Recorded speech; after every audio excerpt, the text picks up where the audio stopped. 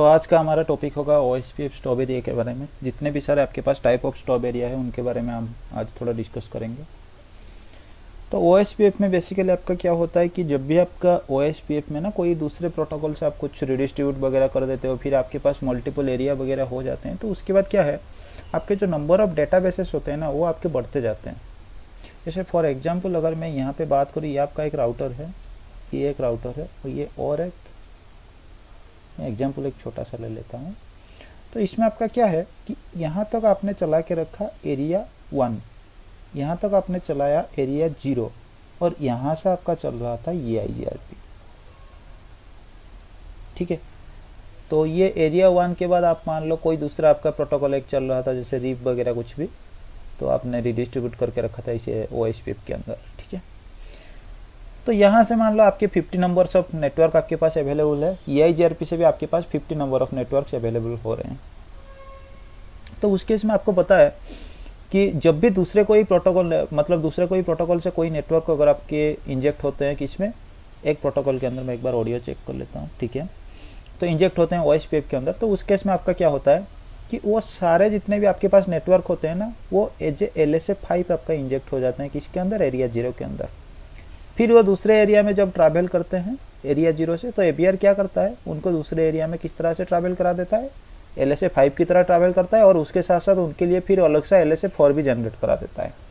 ठीक है, तो यहाँ से जो 50 नेटवर्क आपका ऐसे ट्रैवल हुए, इसके पास आए, फिर यहाँ से यहाँ चले गए, तो 50 नंबर ऑफ नेटवर्क यहाँ पे क्या है, आपके पूरे डेटाबेस के लिस्ट के अंदर आपके बने बैठेंगे, पूरा नेटवर्क के लिए स्प्रेड होके रहेंगे। यहाँ से भी सेम आपका होगा, इसमें फिर एक्स्ट्रा आपके पास 50 नंबर ऑफ नेटवर्क, और इस नेटवर्क के पास भी आपका 50 नंबर ऑफ नेटवर्क आएंगे दोनों तरफ से। और हो सकता है आपके जो OSPF के एरिया के अंदर आपके पास कुछ नेटवर्क है, वो आपका LSA3 के टाइप बन के फिर क्या करेंगे, आपके डेटाबेस के अंदर आ जाएगा। तो क्या होगा, आपके डेटाबेस का जो साइज होता है ना, वो आपका बहुत बड़ा हो जाता है। आप चाहो तो इस डेटाबेस के साइज को रिड्यूस करने के लिए थोड़ा बहुत हमारे पास कुछ टेक्निक है। हम क्या करते हैं, कुछ स्टॉप एरिया वगैरह हम डिफाइन करेंगे। करने से क्या होगा कि कुछ LSA जनरेशन वगैरह हमारा स्टॉप हो सकता है, और फिर उसके बाद भी हम कुछ कम्युनिकेशन वगैरह करने के लिए हमारे पास कुछ सॉल्यूशन वगैरह है। तो आज बेसिकली हम इसके बारे में बात करेंगे। तो हमारे पास टोटल 4 एरिया है। सबसे पहला है स्टॉप एरिया, सेकेंड है टोटल स्टॉप, थर्ड वन आपके पास है not so stoppie area, fourth one आपके पास है totally not so stoppie area. 4 area हमारे पास है। तो इनके बारे में एक के बाद एक अगर हम ये एरिया डिफाइन करते हैं तो इसके रिफ्लेक्ट में क्या आता है, और डिवाइस का बिहेवियर या फिर एरिया का बिहेवियर आपके पास क्या होता है, वो हम थोड़ा देख लेते हैं। सबसे पहले हम बात करते हैं स्टॉप एरिया के बारे में। तो OSPF में ये जो स्टॉप एरिया है, ये आपका ओपन स्टैंडर्ड है। मतलब ये फीचर आपका कोई भी डिवाइस के ऊपर अगर आप यूज कर रहे हो OSPF, तो उस केस में आप इसको एनेबल कर सकते हो। किसी भी एरिया में अगर आप स्टॉप एरिया डिफाइन कर देते हो ना, तो उस केस में आपका क्या होता है, आपका LSA4 एंड LSA5 आपके क्या होते हैं, फिल्टर हो जाते हैं। ठीक है, फॉर एग्जाम्पल अगर मैं यहाँ पे बात करता हूँ, ये मेरा R1 हो गया, R2 और ये R3, और यहाँ से ये कोई दूसरे प्रोटोकॉल के साथ आपका कनेक्ट है, जैसे EIGRP में बनाता हूँ।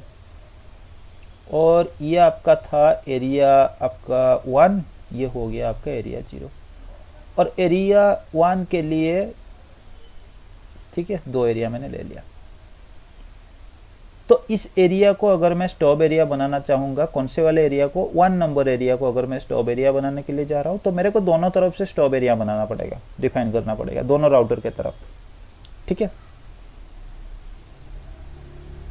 Both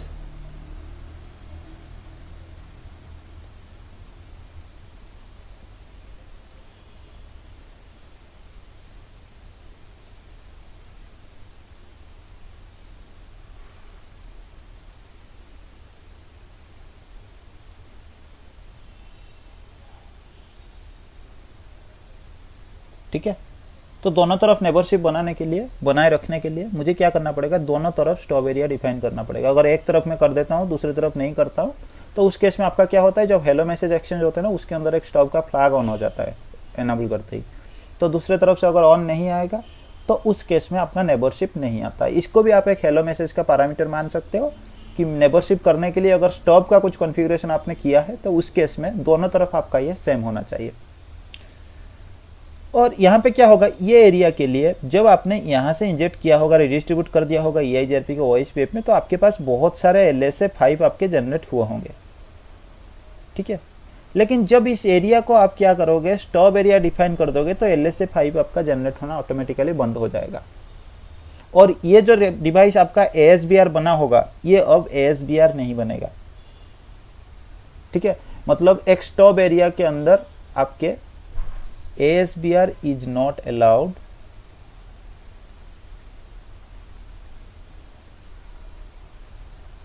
in stop area and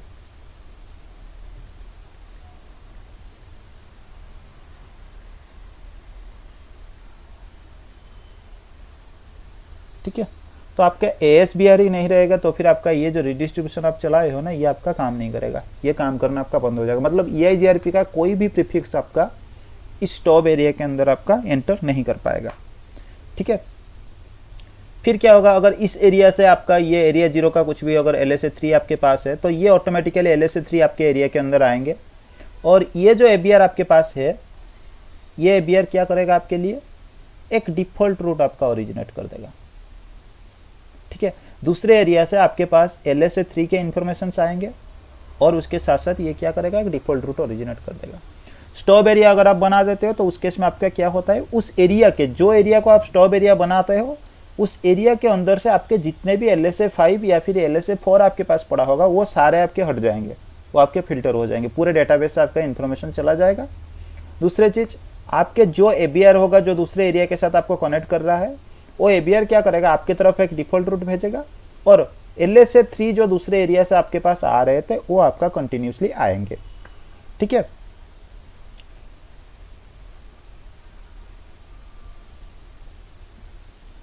ठीक है, इतना ही, और कुछ इसमें मिस तो नहीं है ना। और इसमें रिडिस्ट्रीब्यूशन जैसे मैंने आपको बताया, यहाँ पे रिडिस्ट्रीब्यूशन ही आपका अलाउड नहीं है, और उस केस में आपका ASBR ही नहीं बनेगा, क्योंकि आपको पता है जो डिवाइस आपका ASBR होता है वही रिडिस्ट्रीब्यूशन करता है, तो यहाँ पे आपका ASBR भी अलाउ नहीं है।